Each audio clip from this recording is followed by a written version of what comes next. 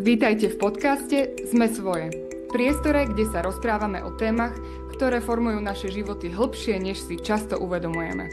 Nie je to len o pôrodoch. Je to o nás.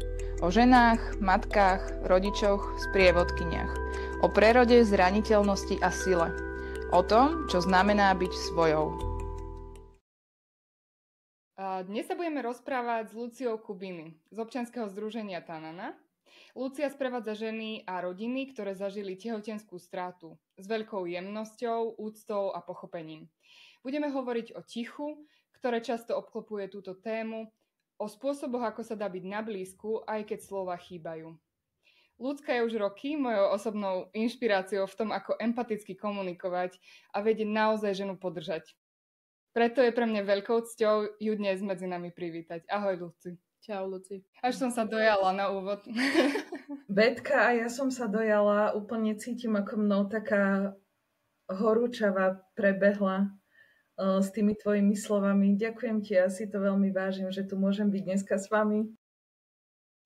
My sa veľmi tešíme na tento rozhovor, napriek tomu, že ideme hovoriť o téme, ktorá možno nie je spoločensky úplne najpopulárnejšia. Áno.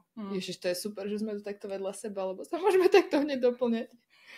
A poď nám, Luci, ty sama povedať, kto je Lucia Kubiny? Toto je pre mňa taká otázka krásna a v niečom ťažká, lebo veľmi by som chcela na ňu odpovedať cez také moje úlohy alebo také nálepky, ktoré na sebe cítime, že som, neviem, dcéra, sestra, mama, partnerka. Potom som dula, zakladateľka občianskeho združenia Tanana, lektorka. A úplne cítim, že keď to hovorím, tak ma niečo tak ako omína, že vlastne to som a zároveň to úplne nie som. Že cítim, že pod tými nálepkami je ešte niečo. Také jadierko nejaké moje, ktoré možno neviem úplne dať do slov alebo dobre to pomenovať.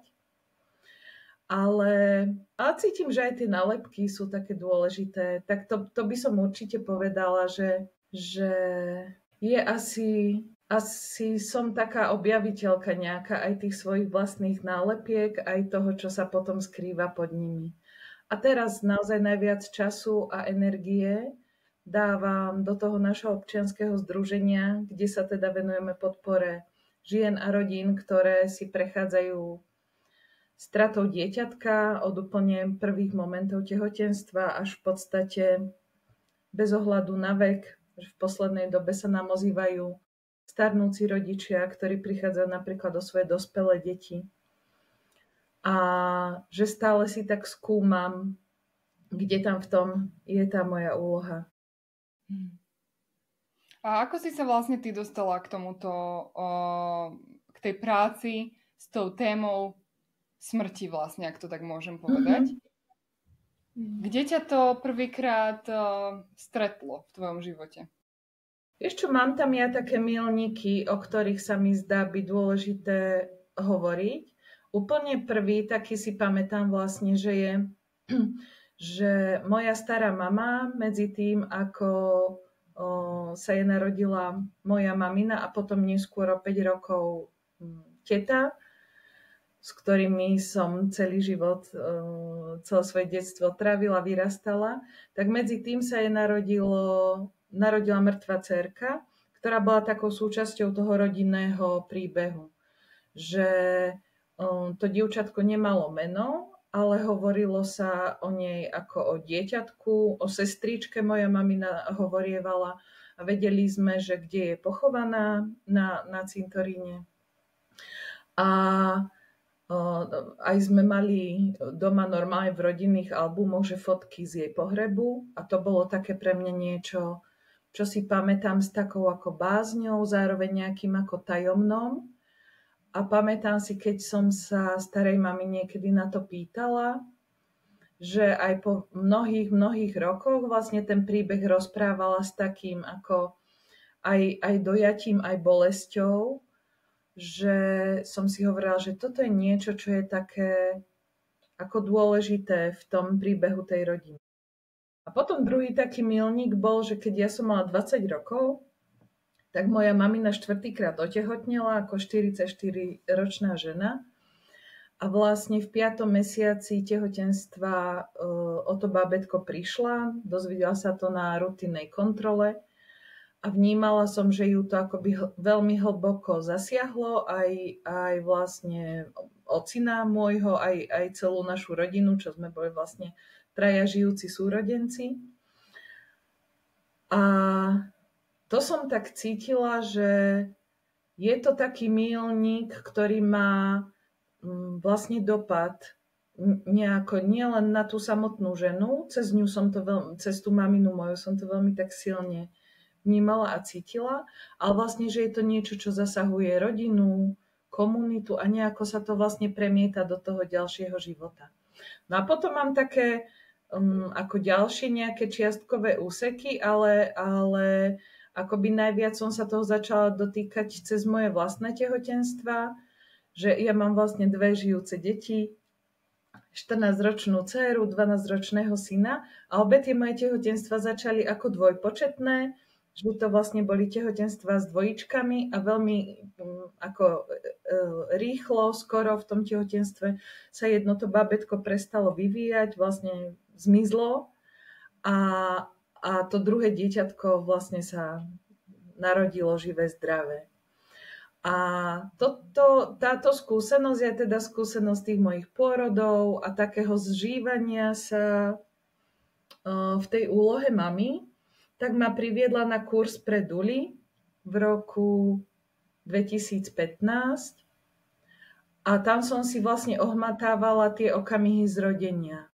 A začala som tak v sebe cítiť, že je tam niečo, nejaké momenty strachu, ktoré mne sa tam objavujú a práve aj akoby túžba preskúmať nie len to zrodenie, ale vlastne aj ten okamih, kedy ten život končí. A to ma potom pritiahlo do Prahy na kurz Dead Walker s takou austrálskou ekofunebráčkou Zenith Virago, kde vlastne som sa tak dotkla aj tých okamihov toho môjho zármutku a potom som si to začala nejak obzerať bližšie. No a bola to taká zaujímavá pre mňa súhra okolností, lebo som vlastne cítila, že aj ako dula, keď som sprevádzala ženy v tehotenstve, tak vlastne som ich sprevádzala niektoré z nich aj tými okamihmi, kedy to tehotenstvo končilo takto stratou. A cítila som, že potrebujem ja preto si vytvoriť taký nejaký priestor, kde ten hlas týchto žien alebo rodín bude zaznievať tak akoby silnejšie alebo jasnejšie. A povedala som si, že by som mohla založiť to občianske združenie, že to by bola taká ako platforma pre ten hlas. A to bolo začiatkom roku 2020, vlastne v máji 2020 máme oficiálne akoby, že založené narodeniny nášho občianskeho združenia. A ja som veľmi krátko potom otehotnila 3-krát a opäť to tehotenstvo veľmi rýchlo skončilo včasným potratom, včasnou stratou. A to bolo pre mňa úplne také v niečom symbolické, že o niečo som prišla, možno, že aj som cítila také, že toto je už taká finálna podoba tej našej rodiny a mala som tam aj taký smútok nad tým, že už tak toto je a na druhej strane som cítila vlastne, že sa rodí akoby nejaký nový projekt alebo myšlienka, do ktorej môžem vlastne teraz vložiť aj svoje srdce, aj svoj čas a energiu. Tak asi takto. A Luci, keď to porovnáš, že tie začiatky v rámci práce OZ-ka, máš pocit, že už téma smrti je pre nás trošku viacej kamarátka, či stále je to veľké tabu?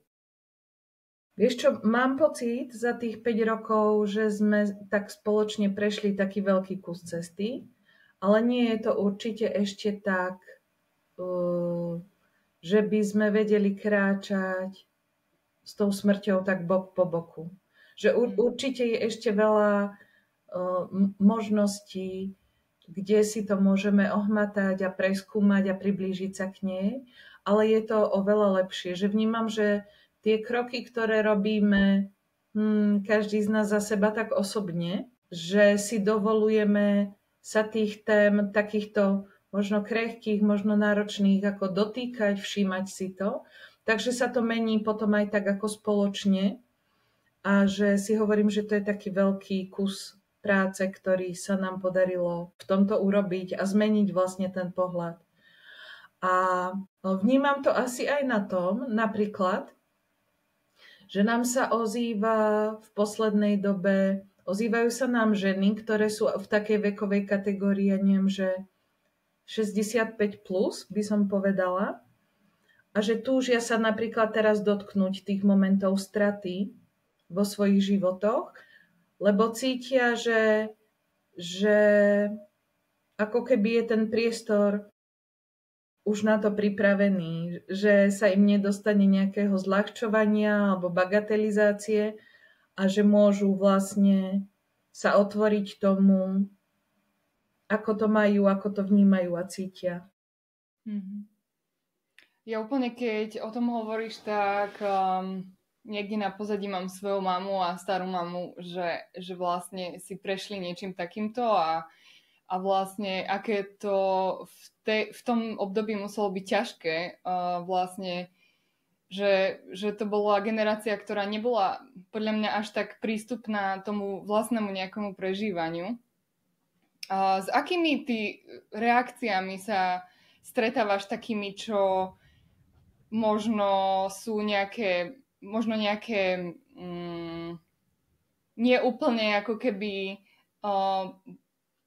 tú tému chápajúce, alebo ako to mám formulovať, že s akými rôznymi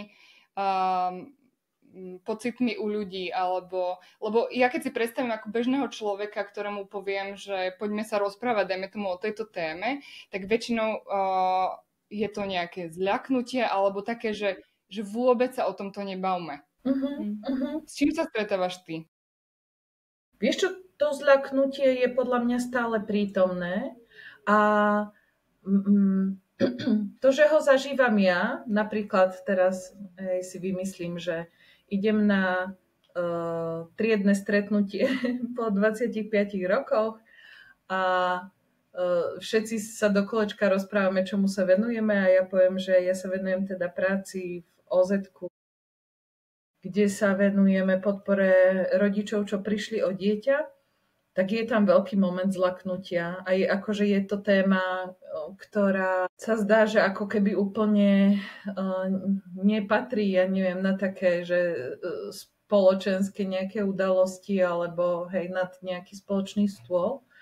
Ale potom je zaujímavé, že po takom prvotnom zlaknutí, keď ako keby nejdeme do toho, že poďme to nejak rýchlo zahovoriť alebo odľahčiť, alebo to tak ako zamiesť pod koberec, tak často ten moment otvorí nejakú debatu aj o tom zdieľaní takých náročných momentov. A to nemusí byť vždy len spojení so smrťou, ale celkovo ako keby s nejakou podobou straty, že to otvára priestor, že niekto môže povedať, že si prešiel nejakým náročným ochorením, kedy sa obával o svoj život a že je rád, že sa vyliečil, alebo že niekto zažíval ťažké momenty so svojím dieťaťom, lebo, neviem, to dieťa malo nejaký úraz, alebo to môže byť priestor, kedy sa otvorí to, že niekto ukončil nejaký vzťah, alebo sa mu úplne nedarí v práci. A že tie podoby straty môžu byť také ako rôzne. A tá téma smrti vlastne to nejako so sebou prináša. Taký, neviem, že keď sa toho nezlakneme, tak tam môže vzniknúť taký priestor nejakej jemnosti. Ale s čím sa stretávam je to naozaj, že to prvé zlaknutie prichádza a mne to dáva také pochopenie preto, s čím prichádzajú za nami ženy a rodiny, že oni hovoria, že sa ich ľudia boja, že majú pocit, že majú na sebe taký nejaký znak toho šarlátového písmena. Niekedy hovoria, že ja mám pocit, že mám lepru alebo nejakú ako nákazlivú chorobu, že sa ma vlastne ľudia stránia. A myslím si, že za tým je to, že sa cítime taký nesvojí v prítomnosti niekoho, kto trpí. Ale že je to preto, že trošku sme v rozpakoch, ale vlastne v niečom nás aj bolí tá bolesť toho druhého človeka. A to mne sa zdá byť zase krásne, že ak vieme byť v niečom v takom súcite, že si môžeme na tom možno tak spoločne hľadať cestu, že aby nás ten súcit, tá ako keby spoločná bolesť, aby nás to nerozdielovalo, ale že nás to v niečom môže vlastne veľmi ako prepojiť.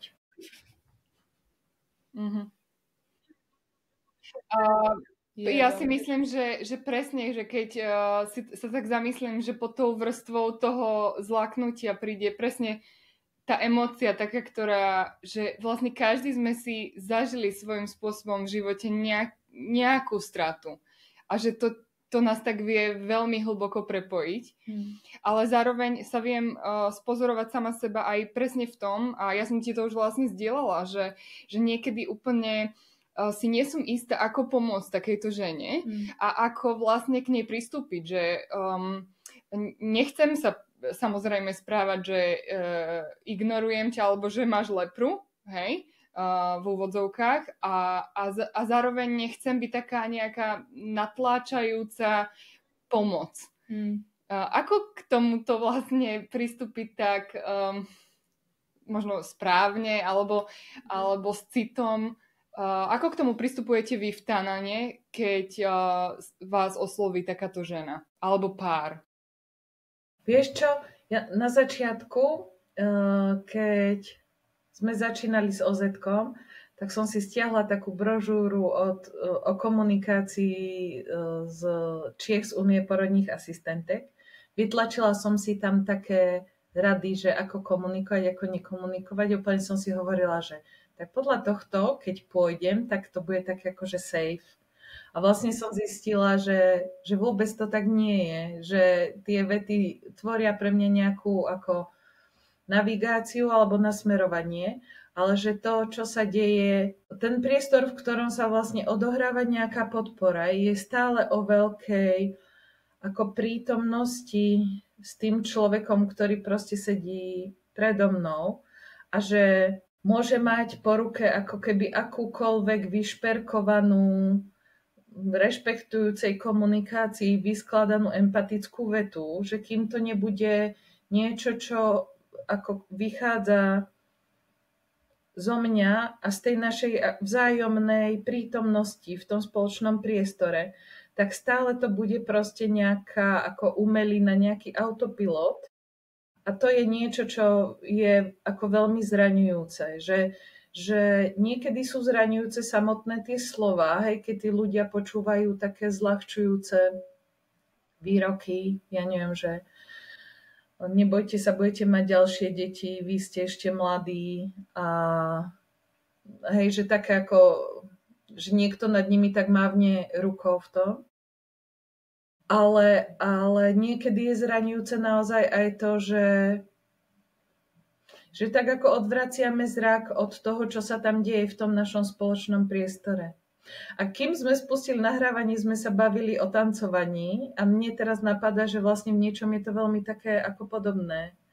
Že to podporné je vlastne ten tanec, kedy si tak ako zisťujeme, že môžem ja ísť ten krôčik vpred a môžeš ty ísť trošku vzad a potom vlastne sa nejako ako vystriedať a chytiť ten spoločný rytmus a to je niečo, čo sa aj možno, že tak ťažko dáva do slov, ale vlastne to podľa mňa všetci ako poznáme, že keď sedíme s dobrou kamarátkou v kaviarni a môžeme byť kľudne ticho a to ticho vôbec nie je trápne, je práve že naopak také akože vyživujúce a pokojné, takže takýto nejaký priestor sa tam snažíme hľadať aj s tými rodičmi. Som k tomu akurát išla doplniť, že tak ako Betka hovorila, že každého z nás na nejakej úrovni tá strata týka, v živote teda, tak z tej mojej osobnej skúsenosti, keď sme teda my si ako rodina prechádzali nejakou stratou. Ja som teda prišla o staršieho brata, keď mal 19 rokov, ja som tedy mala 13.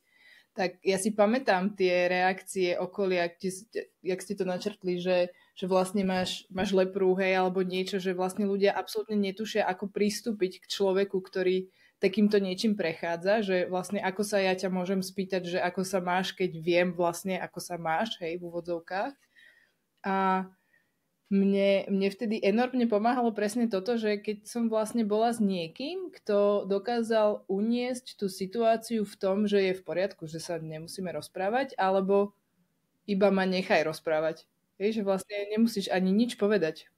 Že len tam buď a buď tam so mnou a dovol mi ako keby byť nejakou tou možno zraniteľnou alebo popisujúcou tú situáciu, že ako na jednej strane veľmi jednoduché je dať tú pomoc týmto smerom, že len tam sedieť a byť, a na druhej strane mi tam ide akože taká myšlienka, že je to pre nás vlastne veľmi náročné len tak sedieť a byť, lebo k tomu nejako nie sme vedení, v spoločnosti to nie je uznávané, na všetko musíme mať vždy odpoveď, hneď vedieť, povedať neviem je vlastne najväčšia chyba. A tak sa mi to tu celé prepája, že len som vás počúvala, ako o tom hovoríte, a vlastne som sa tak v mysli vrátila k tým takým najčerstvejším časom tej straty.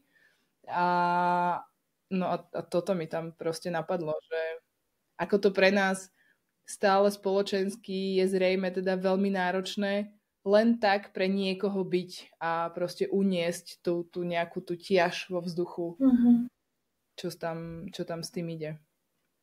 A chcela som sa najprv pýtať, že čo ešte vlastne si dokážeme akože vypočuť v tomto momente, pretože z nejakého dôvodu ma aj na sociálnych sieťach teraz viacej začali triafať rôzne príspevky ohľadom teda straty bábätka, či už teda v tehotenstve alebo po ňom, že ako vlastne vieme byť veľmi necitliví v tých vyjadreniach, presne, že ty si začala tým, že však veď ešte ste mladí, ešte proste sa vám podarí a ja neviem, hej, u nás v rodine zasa bolo, že však máte doma 4, hej, tak čo tam akože to 5. už, hej, a takéto veci, tak môžeš nám ešte skúsiť povedať, že čo možno úplne nehovoriť takýmto ľuďom, alebo že akým vyjadreniam sa možno skúsme vyhnúť spoločensky, dať taký, aj keď si vravela, že ten návod neexistuje samozrejme, ale že možno tak toto úplne není to, čo by si ten človek potreboval vypočuť v tom danom momente. Ako si to hovorila, tak úplne premýšľam nad tým, že aký je dôvod vlastne, že siahame ako po týchto veciach, a veľmi mi zarezonovalo, ako si povedal, že chceme poznať tie odpovede alebo dávať také akoby, že dobré rady alebo nejaké nápady na riešenia, že to je niečo, kedy sa asi cítime byť taký ako užitočný, že vieme niečo poradiť alebo otočiť ten pohľad z toho bolavého, hej, na nejaký taký akože pozitívny prúd, a že my to nerobíme kvôli tomu, že by sme boli akože úplní debili alebo neciťákovia, ale že ja verím, že to robíme kvôli tomu, že chceme priniesť nejaké ako uľavenie alebo pomoc, a že nám úplne nemáme možno úplne skúsenosť, že aké to je akoby, že v tých našich životoch, že cítiť sa inak. A že ja si to napríklad skúšam, že aby som z toho vedela čerpať, že skúšam si to ja všímať v tom mojom živote, že aké to je, keď cítim sa napríklad prijatá aj v tom, keď zažívam smútok, alebo zažívam hnev, alebo keď pláčem, alebo sa trápim. A že si všímam, že ako na seba navzájom reagujeme, že každému je nám príjemné byť v spoločnosti človeka, ktorý je pokojný a vysmiatý. Ale aké iné prijatie prichádza s tým, keď cítim, že som prijatá aj s tými ťažkými emóciami. A skúšam si to tak ako keby fotiť niekde dovnútra sama pre seba, aby to boli momenty, ktoré potom viem preniesť aj do tej podpory smerom k tým rodinám. A že myslím si, že to, čo vieme urobiť, je, že niekedy len sa tak ako zastaviť v tom, keď sa nám na jazyk napríklad derie tá automatická veta, že ja neviem, neboj sa, bude to dobré, neplač už toľko, pozri sa, za čo všetko môžeš byť vďačná, čas všetko vylieči, alebo ja neviem, že to sú všetko také vety, ako podľa mňa každý z nás niekedy počul od rodičov takéto, že čo by za to dali deti v Afrike, keď ste nechceli obedovať, neviem, či ste to tiež tak mali. A že to sú proste vety úplne na úrovni tohto, že to nikomu nepomôže. A že myslím si, že iba, že keď cítite, že už tá veta ako keby prichádza, a mne stále prichádzajú, že ja už sa 5 rokov krútim v tom, že hľadať tie slova inak, vstupovať do tej podpory inak a stále ako prvá veta mi nabehnú ako kebyže kopa z týchto výrazov.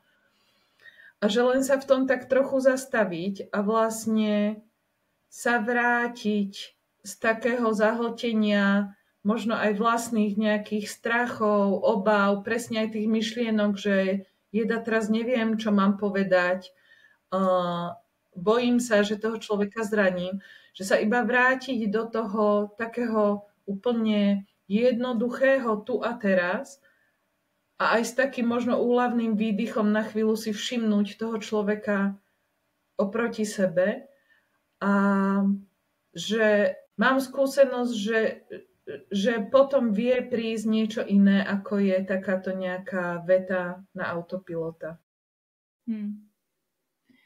A niekedy ešte mi ide hlavou, že niekedy to môžu byť ako keby veľmi podobné vety alebo slova, ale oni vychádzajú potom ako z iného miesta. Takže ten pocit toho iného miesta to vie veľmi zmeniť. Ako si o tom rozprávala, že takéto zastavenie a to vydýchnutie. Ja som si hneď spomenula na Lunu, moju dcerku, 3,5-ročnú za chvíľu, že ako ona dokáže vlastne uniesť akúkoľvek moju emóciu v tej akože takej tej presnej tej čistote, kde ty nerozmýšľaš, čo tá reakcia vlastne spraví s tým človekom. A iba mi takto prebliskol taký obraz, že ja už si aj nepamätám, z čoho som bola smutná alebo nahnevaná, proste bol tam takáto úroveň môjho prežívania v tom momente. A ona sa len spýtala, že mami, si smutná? Hovorím, hej, Lunka, som smutná. Ona ma len chytila za nohu, pozrela mi do očí a spravila, že a ticho. A ja, že wow, že akože aká je akože nádherná čistota toho unesenia tej emócie, no tak toto mi len napadlo, že vlastne ešte aj v tomto sa vieme od tých detí učiť, že ako tam byť pre toho druhého tým, že tam len sme. Čiže my to vlastne z tej prapodstaty vieme, len sa nejakou spoločnosťou alebo tým, čo možno rôzne počúvame, učíme to nerobiť. A ja si myslím, že sme si tam ako navrstvili také kadejaké srágoriny. Iné slovo ma nenapadlo, prepáčte. Že napríklad sme ako keby uverili, že keď rozprávame o smrti, že si ju nejako privoláme. Alebo že za tým je nejaké, ja neviem, prekliatie, alebo že tá smrť je nejakým ako trestom a že toto je podľa mňa to, čo ešte nám stále tak drží to taký nejaký ako punc toho, že úplne nevieme ísť potom do tej interakcie tak ako autentickejšie a že je podľa mňa dôležité aj toto prinášať, že o smrti hovoríme, neznamená, že ona nám už ako akútne dýcha na chrbát, ale že skôr nám môže tá jej prítomnosť, to, že ju máme v zornom poli, vlastne pomôcť aj žiť taký ako živší život. Že to sú za mňa také dary, ktoré nám vlastne tá prítomnosť smrti vie priniesť, že nám vie tak ako posvietiť na to, možno, čo je v tých našich životoch dôležité a naopak, že čo je taký balast, ktorý možno môžeme v niečom aj pustiť. Že a za to som vďačná. To často vlastne aj tie ženy prinášajú, že pod tou optikou alebo perspektívou tej straty, tak zrazu zistili, ja neviem, že sú v zamestnaní, kde im vlastne vôbec nie je dobré. Alebo že majú okolo seba vzťahy, do ktorých nemôžu prinášať tú zraniteľnosť, lebo tam je nejaké očakávanie od nich, alebo oni majú nejaké očakávania od tých svojich blízkych a že ten kontakt s tou konečnosťou vlastne to vie tak nejako ako prečistiť, že niektoré tie také mútne vody vlastne sa usadia a trošku to tak ako prezrie tá hladina. Mám pocit, že v iných kultúrach je to oveľa bežnejšie sa rozprávať o smrti alebo ju oslavovať. Prečo u nás to tak nie je? Prečo my máme vlastne niekde v podvedomí podľa mňa vsugerované, že tá smrť je niečo, o čom sa nemáme rozprávať?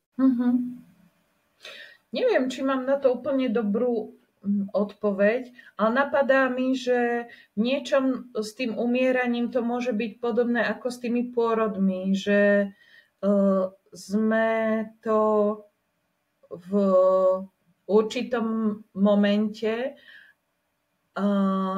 ako veľmi tak húfne vlastne inštitucionalizovali, že vlastne bolo že správnym modelom bolo umierať v nemocničnom prostredí, lebo to bol znak ako keby, že sme sa o toho človeka dobre postarali, že sme urobili všetko preto, aby žil do poslednej chvíle. A tým pádom podľa mňa sme s tým trošku stratili kontakt a stalo sa to pre nás neznámym a tým sa nám tam podľa mňa tak nanominoval viac ten strach.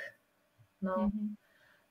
Ale premýšľam tak aj nad takými dávnymi rituálmi, že či tam bol ten moment taký prítomný. Akože asi to nejak súviselo s tou spiritualitou, ale myslím, že v tých našich koreňoch úplne to nie je. Že to je možno vec toho posledného storočia. Možno, že tá smrť nie je takou ako bežnou súčasťou tej našej každodennosti.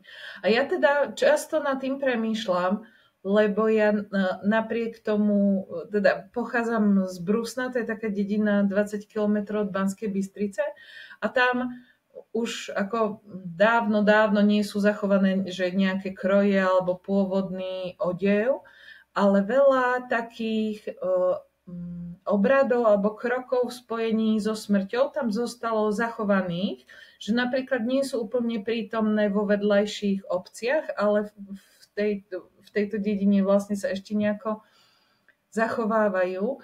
A je to napríklad také, že sa nosí do domu rodiny, ktoré niekto zomrel, sa to volá, že žialovo.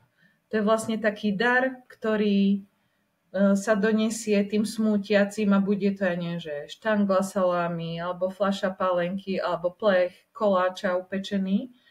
A to je niečo, čo ja vnímam ako veľmi prepájajúce v rámci tej komunity, že ty vlastne donesieš taký ako podarúnok na tú smútočnú hostinu, na kár, alebo hej, že nejaké také spolu posedenie tých smútiacich.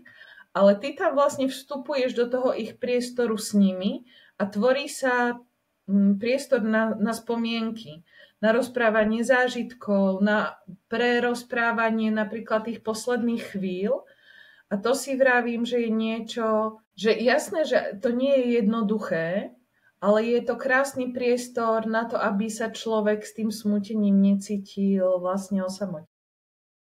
Že sa to tak akože prerozdelí medzi tých ľudí a nesie sa tam tak spoločne, ako keby tá emócia. Hej, a aj to dáva akoby priestor na to vypovedať si tie veci ako na rovinu, že tam nevznikajú potom nejaké domnienky o tom, že kde ten človek zomrel alebo ako zomrel a také ako že zraňujúce nejaké veci, ktoré sa tak ako točia v tej komunite, ale že je to, mám pocit, že je to také akože veľmi také čisté a prepájajúce v tomto. Ale samozrejme, že je to taký ako posvetný priestor, že to nie je o tom, že do toho domu vstupuje ako keby, že ktokoľvek s čímkoľvek, ale že tá najbližšia komunita, treba z tých priateľov, známych alebo susedov z jednej ulice, vlastne sa môžu spoločne spomínať a hej, necítiť sa v tom smútku izolovaný, ale naopak prepojený. Mne napadá taká téma teraz, ktorú by som rada otvorila, a to je, že ty vlastne spolu s tvojimi kolegyňami robíš v Banskej Bystrici aj také posedenia, ktoré sa volajú, že Death Cafe. Funguje to všade vo svete. A či by si nám k tomuto vedela niečo povedať, lebo myslím si, že poslucháči o tom nevedia. Ja už som sa zúčastnila jedného takéhoto posedenia a bolo to pre mňa veľmi objavné v rámci toho vnútorného prežívania, že wow, že aké otázky tam boli a ako rôzne ľudia nahliadajú na túto tému a že vlastne som sa doma zamýšľala nad tým, že akú by som chcela mať oslavu svojho života, alebo vlastne, že ako by mala vyzerať rozlúčka so mnou, alebo akú pesničku by som si dala zahrať na svojom pohrebe.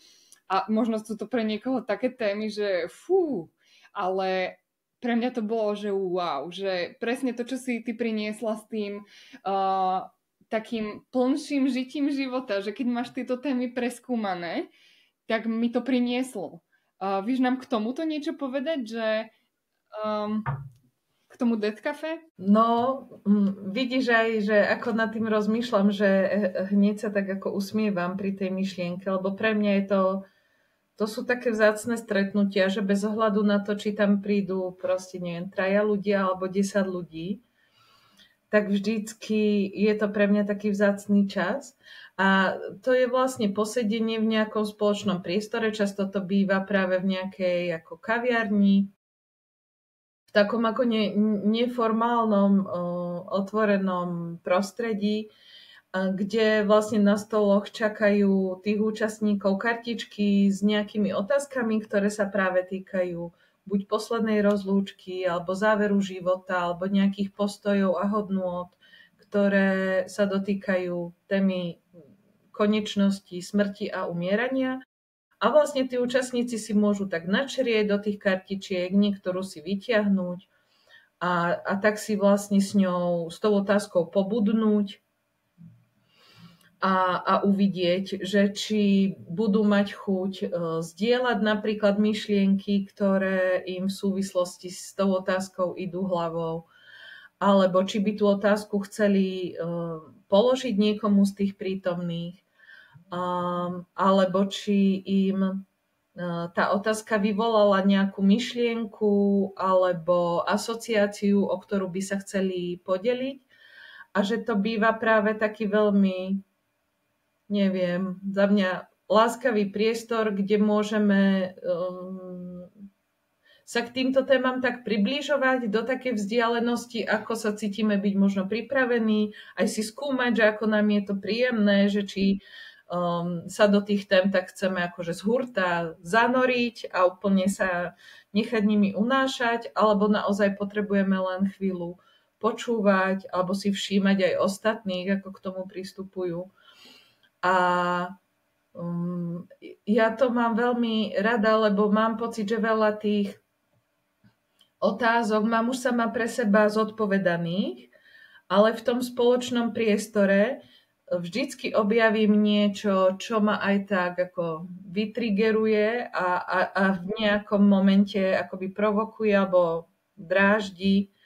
A na druhej strane zase aj čo ma možno tak pohľadí, alebo mi pomôže práve odhaliť aj ešte nejaké zákutie takej väčšej, neviem, jemnosti. Takže si tam vždycky odnesiem niečo, z čoho tak veľa čerpám. Že mávame to teraz tak, že raz za 1,5 mesiaca, v podstate asi v takej frekvencii, ale mám pocit, že vždycky z toho jedného večera, ktorý trvá asi že 2 hodinky, tam takto spoločne sme nad kávou, nad čajom a nad týmito otázkami. tak, že čerpám ten zvyšný čas do toho ďalšieho stretnutia. Mne teraz napadlo, že absolútne teraz prosím, to dúfam, žiadny posluchač nezobere tak, že tu chcem niekoho škatulkovať alebo proste dávať do nejakej skupiny, ale že človek, keď toto počúva, ktorý sa nejako nedotkol tejto ešte témy, tak mu to môže prísť, že no ty vole, hej, že teraz ja sa mám s niekým baviť o nejakej smrti a že pesničku, ako si tam zahrať na pohrebe, že ten myšlienkový pochod tam môže byť taký veľmi špecifický. A mne tak napadlo, že vlastne z hľadiska tých psychologických aspektov rôznych, tak opravte ma, ale mám teda informáciu, že vlastne veľa strachov, ktoré tak prirodzene nejako v sebe máme, konec koncov aj tak končia a začínajú niekde tým strachom zo smrti, hej? Z tej straty, že to je ako keby poprepájané, že ja neviem, príklad, mám strach z lietania. Tak je to strach z lietania, alebo z toho, že sa pri tom lietaní môže stať to, že bude ohrozený ten môj život, hej? Že keď sa ako keby pátra po tej hĺbke, tak vlastne sa dostávame k tomu strachu z tej smrti.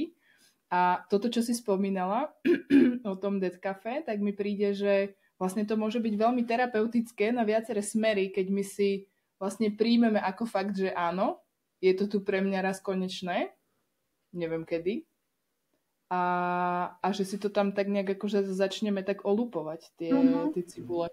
Že nemusí to tak priamo ani súvisieť s tým, že teraz sa potrebujem porozprávať a prichystať sa na svoj pohreb, ale skôr si tak presvietiť tie ostatné strachy.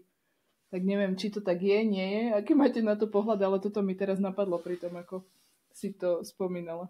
Ja napríklad z mojej pozície kontroly by som sa chcela veľmi prichystať na svoj pohreb. To je zase iná terapia, Betty, ale hej. Chcela by som to mať podľa seba. Hej.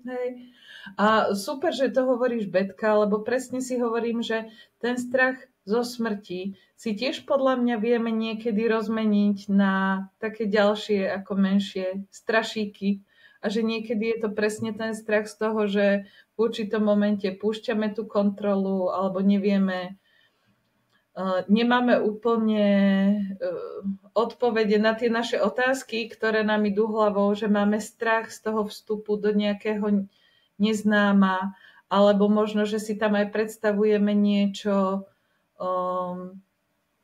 neviem, v tom posmrtnom živote možno niečo, čo je pre nás nejaké ako hrôzostrašné a že ten priestor na to skúmanie je, že si to môžeme z takého nejakého veľkého strachu, ktorý môže byť pre nás taký zavalujúci alebo ťažko uchopiteľný, takže si môžeme presne tak, ako si povedal, že trošku z neho poodlupovať a možno, že nevieme sa ho úplne zbaviť, možno niekto áno, možno niekto nie, ale že vieme možno dostať o ňom nejaký konkrétnejší obraz alebo spoznať nejaké jeho kontúry, možno niečo naozaj tak akože otrúsime, oprášime z neho a že niekedy nás to možno môže aj prekvapiť, že čo pod tými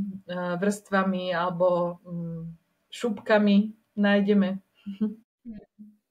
Podľa mňa sa dokážeme cez tú tému aj viacej spoznať. Napríklad my keď sa o tom bavíme s Adamom, že akú pesničku a čo by si každý z nás predstavoval, tak je to také veľmi objavné, že až do akej hĺbky aj partnerskej vieme v tej téme zájsť. Čo okrem Death Café vlastne je tvojou náplňou práce v Tanane alebo aj mimo nej? Ako vyzerá taký tvoj deň? Ako si to máme predstaviť, že dvíhaš telefóny alebo odpisuješ ženám na správy? Ako to máš rôzne proste rozdistribuované toto? No veľmi rôzne to mám. Každý ten môj deň je taký iný a je to teda aj tým, že najviac času, energie venujem Tanane, ale v podstate ma živia ešte ďalšie veci popri tom a sa to snažím si to kombinovať tak, aby som v tom mala aj nejakú takú rovnováhu, aj stále nejaké nadšenie a zmysluplnosť a aj priestor pre seba a pre načerpanie toho, čo cítim, že potrebujem, ale v Tanane vlastne ten môj deň sa môže skladať z viacerých takých vecí. To, čo si povedala Betka, že dvíham telefóny, odpisujem na maily, že to sa deje, ale vlastne to je niečo, čo ja neviem naplánovať, že či denne nám zavolajú, ja neviem, 3 ženy a 4 nám napíšu v maili alebo cez sociálne siete, alebo niekedy sa týždeň neozve vôbec nikto a cítim vtedy takú vďačnosť, že možno ako menej ľudí bolo konfrontovaných s takou situáciou v tom momente, alebo rôzne také myšlienky mi idú hlavou. Potom vlastne sa spájame s nemocnicami, s gynekologicko-pôrodníckymi oddeleniami, s neonatológiami, kde vlastne distribuujeme my také naše informačné brožúry pre ženy, pre rodiny a spomienkové balíčky, ktoré vlastne tieto rodiny dostávajú v situácii, kedy o to dieťatko prichádzajú. Tak vlastne komunikujem s tými zdravotníkmi, doľaďujeme to, aby sme sa stretli a tie balíčky si odovzdali. A robíme to osobne kvôli tomu, že my sme tie balíčky vystavali, moje kolegyne Simi a Stanka ich nakombinovali ako taký, by som povedala, terapeutický nástroj, ktorý vie vlastne sprevádzať tým procesom smútenia od prvého okamihu až proste po nejaký dlhší čas tej cesty, ktorú tá rodina si prechádza. Ale že stále sú to len veci alebo len predmety a to, čo z nich robí ten nástroj nejakého hojenia, je to, že tie ruky, ktoré ten balíček napríklad prinášajú tej rodine, že to otvorené srdce toho zdravotníka, ktorý je v súlade s tým, že tam stojí po boku tej rodiny v tejto situácii. A takže som veľmi vďačná za možnosti tých osobných stretnutí, kedy sa môžeme vlastne rozprávať o tom, ako tá starostlivosť prebieha, či im v niečom my vieme byť nápomocní, ako sa to darí zvládať tým zdravotníkom alebo nejakým pomáhajúcim pracovníkom, keď stoja po boku tej rodiny v takýchto náročných situáciách. Tak toto je jedna z tých činností, ktorej sa venujem. Potom sme pozývaní na rôzne také, že vzdelávacie alebo osvetové podujatia, všelijaké konferencie a tak tam vlastne chodíme rozprávať o tom, o nejakých príkladoch dobrej praxe, trebárs zo zahraničia, ako to funguje, aby sa tieto veci vlastne vedeli nejako zakoreniť aj v tom našom systéme. A popri tom vlastne robíme aj online nejaké podporné skupiny. Tie som v minulosti viedla ja, teraz ich má pod palcom kolegyňa Monika. A v októbri, ktorý je mesiacom povedomia práve o tejto prenatálnej, perinatálnej strate, tak sa snažíme robiť aj také osobné stretnutia. Tak tento rok sme mali, myslím, v 6 mestách na Slovensku také maličké komorné stretnutia. Ale tiež som z nich odchádzala veľmi taká posilnená, že je to dôležité aj tvoriť ten priestor pre to stretávanie sa takto tvárou v tvár. Jak môžem, tak by som sa spýtala jednu veľmi konkrétnu otázku, že ako to vlastne v praxi funguje, čo sa týka teda straty bábätka v tehotenstve. Ja, ak sa nemýlim, tak je veľký rozdiel, že v akom čase vlastne žena príde o bábätko a následne ako sa vlastne k tomu prístupuje. Či majú rodičia možnosť sa s tým bábätkom ešte nejako vidieť, rozlúčiť. Poďme skúsiť odpovedať na takúto veľmi cielenú otázku. To, že tie rozdiely sú také veľké, tak vlastne je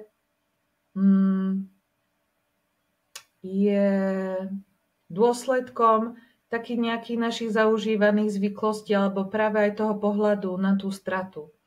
Že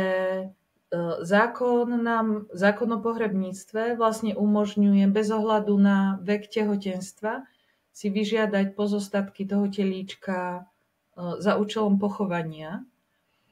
A rozdiel je vlastne v tom, ako je to sprocesované, že do určitého týždňa tehotenstva alebo váhy toho bábätka, to je všetko v tom zákone veľmi tak špecifikované, tak je toto ako nejaká možnosť, ktorú rodičia môžu využiť. A potom od určitého týždňa alebo od určitej váhy toho dieťatka je vlastne povinnosť to telíčko pochovať.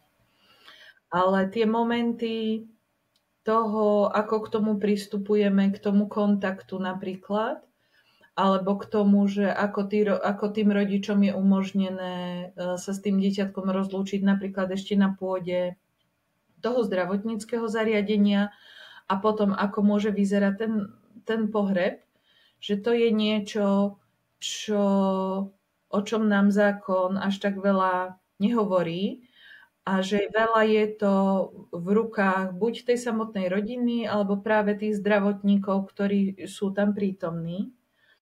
Ja by som možno, ak sa to niektorých z poslucháčiek dotýka, tak by som chcela vyslať taký signál podpory k tomu, že aby napríklad tie momenty rozlúčenia, aby k ním pristupovali podľa svojich vlastných potrieb. Že predstavujem si, že pre niekoho ten kontakt alebo ten pohľad alebo blízkosť toho telíčka vlastne nemusí byť nejaký dôležitý. A na druhej strane niekto môže cítiť, že je to niečo, čo potrebuje urobiť, v čom potrebuje pobudnúť aj tak ako dlhšie, nejaký dlhší čas. A že tie možnosti vlastne na to sú. A my, s čím sa napríklad stretávame, je, že keď hovoríme napríklad o rozlúčkach s detičkami, ktoré sa narodili mŕtve, tak často tam rodičom prichádza taká obava, že mám sa pozrieť na to dieťatko, ako asi to dieťatko bude vyzerať, nebudem sa toho báť, alebo nebude ten pohľad pre mňa náročný. A že sú to samozrejme legitímne otázky, ale že s čím často rodičia prichádzajú je, že ten pohľad na to ich dieťatko bol krásny, že si urobili napríklad fotky z toho momentu a že je to niečo, čo si tak uchovávajú alebo šetria ako veľmi takú posvetnú, intimnú chvíľu v tej svojej rodinnej histórii, tú možnosť vlastne byť nejako spolu.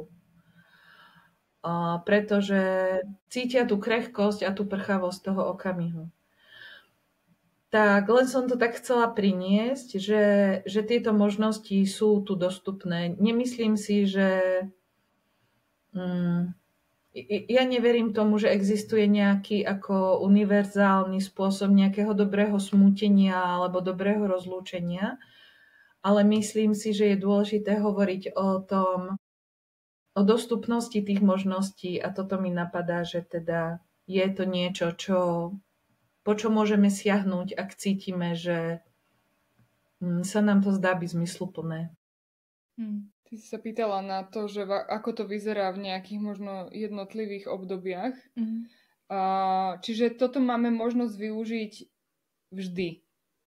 Je to tak? Že máme možnosť sa možno do nejakého týždňa rozhodnúť alebo informovať sa o tom, že aké spôsoby tej tehotenskej straty môžu byť, hej, že či teda, keď už viem, že to bábätko odišlo a potrebujem iba ako fyzicky prežiť tento moment, že či to bude, dajme tomu doma, alebo to bude v zdravotníckom zariadení. Je toto niečo, s čím sa aj ty stretávaš teda v kontakte so ženami, že sa ťa pýtajú na takéto veci? Že dajme tomu, ja neviem, ako možno vyvolať ten potrat, alebo či teda je bezpečné zvoliť tú vyčkávaciu metódu a tak? pýtajú sa veľakrát, len si potrebujú akoby overiť tie možnosti. Že my určite nevieme byť nejakým ako smerovníkom v tom, že pre akú voľbu by sa mali rozhodnúť, ale vieme im povedať vlastne o tom, že toto sú možnosti napríklad pri tej včasnej tehotenskej strate, ktoré majú vlastne dostupné. Lebo často tie ženy prichádzajú napríklad s tým, že volajú nám po ceste, ako odchádzajú z gynekologickej ambulancie, kde im vlastne povedali, že nebije tam srdiečko a že sú presmerované vlastne na kiretáž do nemocnice a pýtajú sa, že či toto je jediná možnosť, alebo či majú ešte nejaké iné možnosti, tak vlastne to nie je na mne, ja neviem, posúdiť ten zdravotný stav, nakoľko je ten zákrok relevantný alebo potrebný, ale vlastne viem povedať také všeobecné informácie o tom, aké možnosti vlastne tá žena pred sebou má. A ak napríklad cíti, že nie je, že tá odporúčaná cesta nie je nejako v súlade s tým, ako to ona cíti, tak ju vieme vlastne podporiť v tom, aby si vyžiadala nejaký druhý názor odborníka a podľa toho sa napríklad rozhodovala. Alebo no asi takto. A často sú tie momenty, alebo tie otázky, s ktorými prichádzajú, často sa týkajú práve toho, na čo by sa mali pripraviť, napríklad ako môže vyzerať to krvácanie, aká je tá bolestivosť toho, keď napríklad ten potrat prebieha spontánne. A potom práve aj tie možnosti toho rozlúčenia, že či môže byť napríklad nejaký symbolický obrad alebo rituál, ktorým sa s tým dieťatkom rozlúčia, alebo ako môže vyzerať pohreb, keď sa rozhodnú pre pochovanie tých pozostatkov toho telíčka. Tak to sú také otázky, ktoré často prichádzajú. Lucia, keď si vravela, že asi stále máme na čom zapracovať v tejto téme a možno sa niekde inšpirovať aj v zahraničí, ako sa k tomu celému pristupuje, tak vedela by si nám poskytnúť taký nejaký náhľad na tú tvoju, že v úvodzovkách ideálnu starostlivosť a pomoc a podporu pre rodičov, ktorí s tým prechádzajú a že ako by to mohlo fungovať, že v čom by sme sa vedeli inšpirovať možno od krajín, kde to funguje lepšie? Tak mne ide pár takých bodov, ktoré sa mi zdajú byť dôležité a hovorím si, že akékoľvek kroky tam vieme spraviť, tak sa mi zdajú ako taký dobrý nápad. Prvé je napríklad vnášať do tej situácie nejakú predvídateľnosť a to často súvisí s tým, aké informácie vlastne tá žena dostáva. Že veľakrát tie informácie sú také ako neúplné alebo práve také ako zahmlené, nejasné alebo málo vlastne konkrétne. A podľa mňa len to, ja neviem, že niekto nám zaklepe na dvere izby predtým, ako vstúpi, že sa nám predstaví, kto je a s čím za nami prichádza, že nás možno posprevádza tým priestorom, keď je tá žena, neviem, prevážaná z jedného oddelenia na druhé. Takže je oboznámená s tým vlastne, že čo sa deje, že je oboznámená s tým, aké kroky ju čakajú a z akých možností si môže vyberať. Že pozná možno nejakú postupnosť alebo možné scenáre toho, čo všetko sa môže udiať, tak vlastne pomáha vytvárať z celej tej takej neprehľadnej hmly tej situácie, pomáha vlastne vyčisťovať tie cesty, ktoré sa pre tou ženou rozprestierajú. A to hneď úplne mení taký náboj celej tej situácie. Tak za mňa napríklad prvý krok je tá predvídateľnosť. Potom je podľa mňa určite čas, lebo veľa tých vecí a veľakrát sa tá starostlivosť poskytuje vo veľmi takom ako chvate. A to aj v situáciách, kedy, hej, že o záchrane života dieťatka sa tam už väčšinou nebavíme, ale veľakrát tam nejde o to, že by nejako na živote bola ohrozená tá žena, alebo že naozaj niektoré tie úkony by sa museli robiť v tak veľkej rýchlosti, ako sa reálne robia. A tie rozhodnutia napríklad, ktoré musia urobiť tí rodičia, že by sa museli robiť v tom momente, kedy aj reálne, alebo že to od nich niekto reálne vlastne chce. A že to, čo môžeme podľa mňa vytvárať, je vnášať do toho takú väčšiu trpezlivosť v tom, že ak potrebujeme od tých rodičov odpovede na nejaké otázky, tak im napríklad tie otázky prinášať aj ako opakovanie a dávať im ten priestor na to sa zastaviť a zamyslieť, ako to pre seba potrebujú. Bo napríklad aj ten okamih tej poslednej rozlúčky je často niečo, keď to rodičia počujú prvýkrát, tak zavalení tou veľkou bolesťou si to často ani nevedia predstaviť, ako by to mohlo vyzerať. Ale keď im niekto povie, že kľudne nad tým pouvažujte, nemusíte mi odpovedať teraz, ja sa prídem opýtať, ja neviem, o pol hodinku alebo o hodinku. A prichádza ten človek naozaj s takou akože trpezlivosťou, s tými jednotlivými možnosťami, tak tí rodičia vlastne majú čas vykračovať z toho prvotného šoku do toho, že sa nejako spájajú s tými svojimi emóciami a dokážu vlastne rozpoznávať svoje potreby v tom. Takže napríklad ten čas je pre mňa taký kľúčový tiež.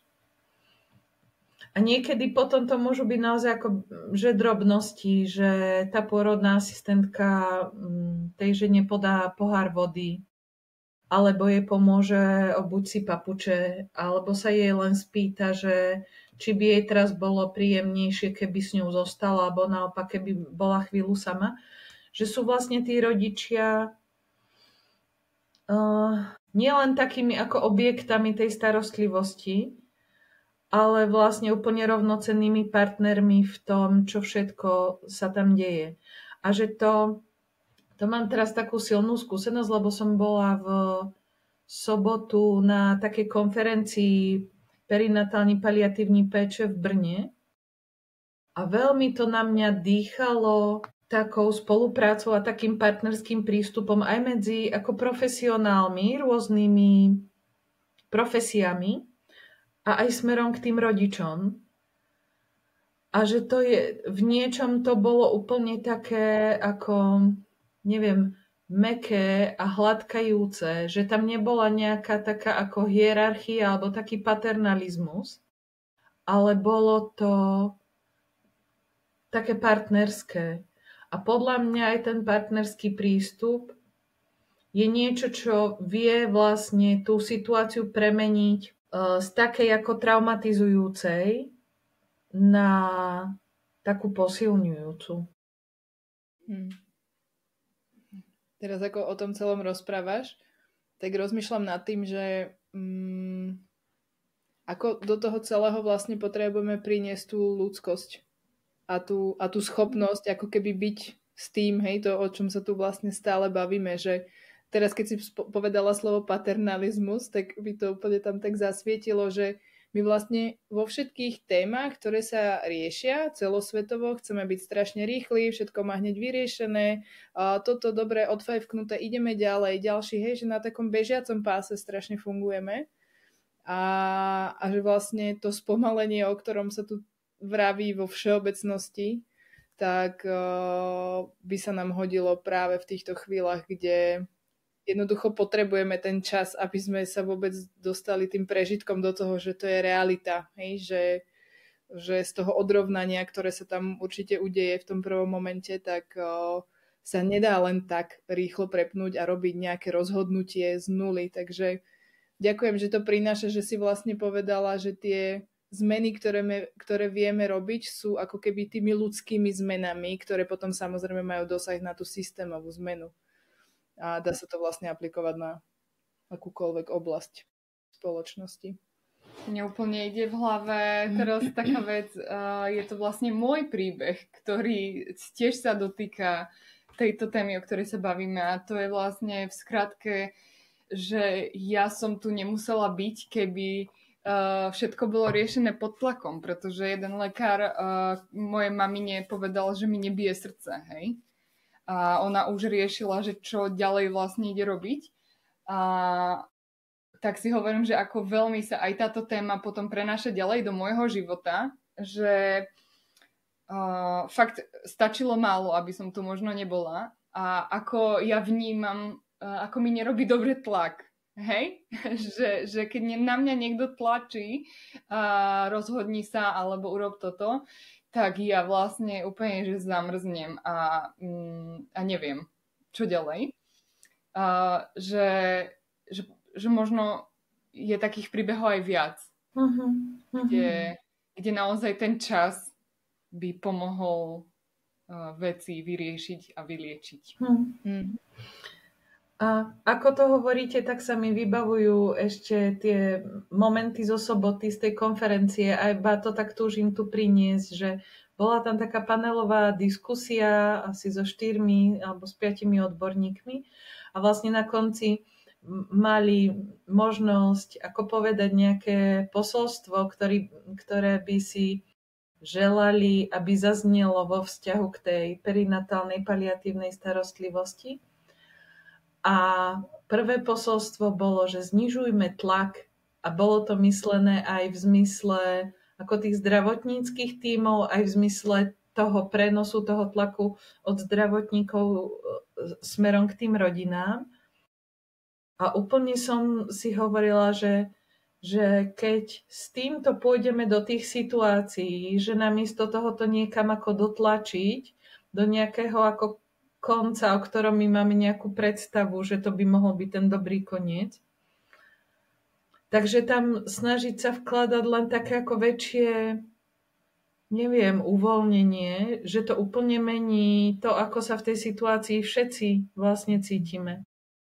A potom, že napriek tomu, že tam zaznievali veľmi také akože technické alebo odborné, procesné veci z tej dobrej praxe, tak vlastne jedna z tých účastníčok povedala, že aj tak to esenciálne, čo tam vlastne zostáva, cez všetko to, čo vieme o týchto situáciách, je vlastne to, a poviem to, ako to napadla, že setkanie človeka s človekem.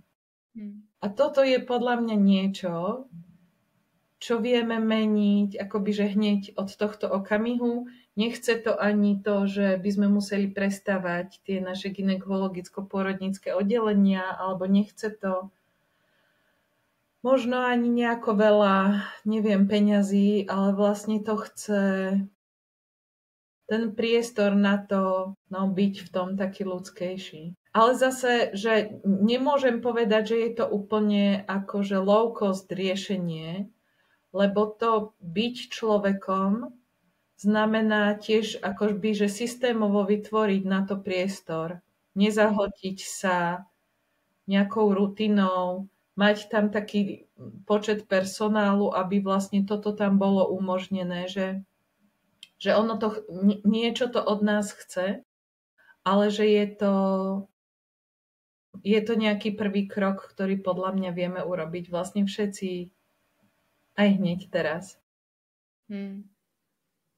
Vždy je to v profesiách, kde pracujeme ľudia s ľuďmi, to vždy bude o ľuďoch. Akože takéto jednoduché řečení mi tam prišlo. A keď sa teda bavíme o tom ľudskom raste alebo tom prehlbovaní nejakých informácií o nás samých, aby sme potom lepšie vedeli aj vlastne poskytovať nejakú pomoc a podporu ostatným, tak vedela by si nám povedať, že čo tebe celá táto práca, poslanie prináša do tvojho osobného života? Tak pre mňa je to určite veľa o tom vlastnom bádaní a skúmaní a o tom, že sa môžem pozorovať samu seba na tej ceste, ako sa možno mením, ako sa mení môj pohľad možno na niektoré veci alebo neviem, aj priority, dôležitosti a to, čomu venujem svoj čas a energiu, že pre mňa je to, mám pocit, že každá rodina, každý ten príbeh, s ktorým my som v kontakte, tak je vlastne takým nejakým svetielkom, ktorý mi vlastne viac osvetľuje tú moju vlastnú cestu.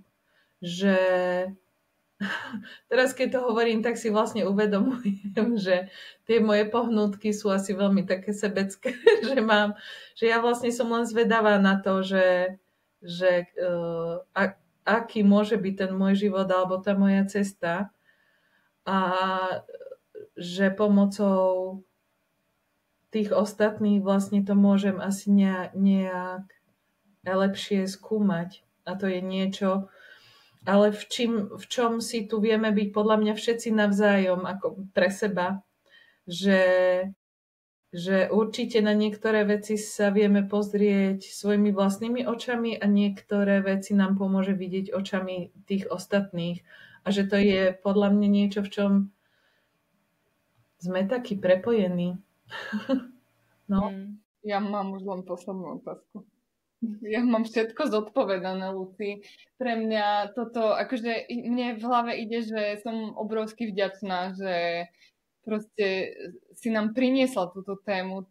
Obrovsky vďačná za to, čo robíš ty aj tvoje kolegyne, pretože tam vidno takú obrovskú hĺbku a prepojenosť v rôznych témach. Vlastne, že áno, cez tú tému smrti sa vieme dostať do toho, ako proste lepšie komunikovať, ako byť k sebe ľudskejší, ako naozaj vnímať to svoje vnútro, ako viacej pracovať s emóciami. Neskutočne veľa tém. A ja neviem vlastne, čo dodať. Ja sa ťa iba spýtam to, čo ma veľmi zaujíma na záver. A to je, že kedy sa ty cítiš najviac svoja? Toto je nádherná otázka. A ja asi sa cítim veľmi svoja. Neviem, či to budem vedieť dobre povedať. V takých okamihoch takého prázdna. Že možno je to v niečom také paradoxné, že veľa som rozprávala dnes aj o tom, že akože aké kroky robím alebo čomu sa venujem. Ale ja úplne milujem proste, ja neviem, že byť celý deň v posteli pod perinou a úplne si povedať, že toto som ja. A keď tam napríklad v takejto polohe nájdem takú ako spokojnosť a také uvoľnenie, tak mám pocit, že v mojom vnútri je niečo také ako veľmi živé a vtedy sa cítim taká svoja, že v takej niekedy úplnej nečinnosti. To viem, že je jeden z takých mojich ako veľkých zdrojov. Tak a som vďačná, keď to tak môžem mať. A ešte túžim povedať, Betka, keď si hovorila o tom, že akých všetkých rozmerov sa tá smrť dotýka, tak na tej konferencii to zaznelo, že keď vlastne začali robiť tí zdravotníci v nejakej veľkej nemocnici kroky k tomu, že sa začali zaoberať tou komunikáciou pri umieraní a začali vlastne posilňovať tie procesy v tej paliatívnej starostlivosti, že sa zmenila celá tá nemocnica. Že od kožného cez alergologické oddelenie proste všetko sa začalo meniť, lebo sa menil jazyk, menil sa pohľad, menil sa prístup, menila sa spolupráca. A že toto je niečo, za čo ja cítim hlbokú vďačnosť za tú prítomnosť tej téme smrti v našich životoch.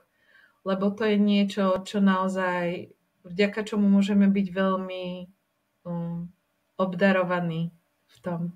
Tak ďakujem aj, že som to dnes mohla takto priniesť a podeliť sa o tie veci, v ktorých mám také veľké srdce a ktoré mi veľmi dávajú význam. Ďakujeme, Luci. Ja som rada, že nazvem to, že máme odvahu to otvárať, ale vlastne to nepovažujem úplne za odvahu, ale za normálnu súčasť života, ktorú dúfam raz rozšírite a spoločnosť ako keby príjme za svoje. A môj názor je taký, že ako náhle túto tému presvietime a budeme s ňou vedieť kráčať aspoň trochu bok po boku, tak nám vie byť ľahšie spoločensky. Ďakujeme. A ja ďakujem. Ďakujem.